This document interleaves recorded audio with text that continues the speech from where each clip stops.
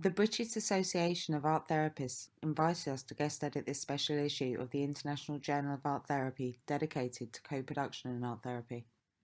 Co-production is democratisation of practice and research by working with people who use services.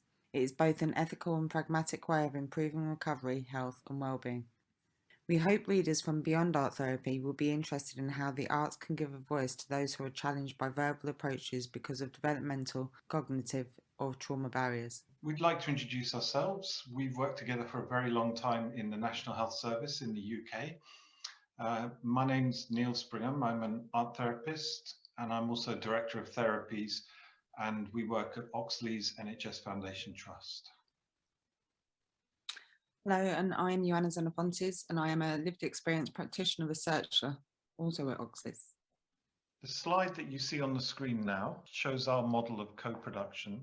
You notice that there's a user perspective and a provider perspective. And in the middle, there's a point of consensus. But what's important to us about co-production and co-design is that it also includes the differences of opinion.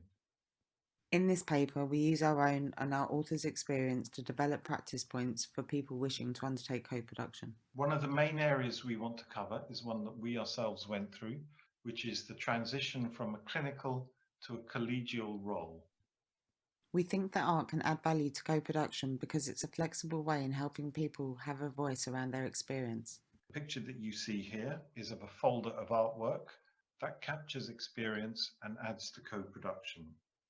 These are body maps that Neil and I drew, and we'll use this image to conclude our thoughts on co-production and this special issue. From the perspective of an art therapist, I am continuously amazed by what I learn about the therapy I deliver by listening to the person who receives it.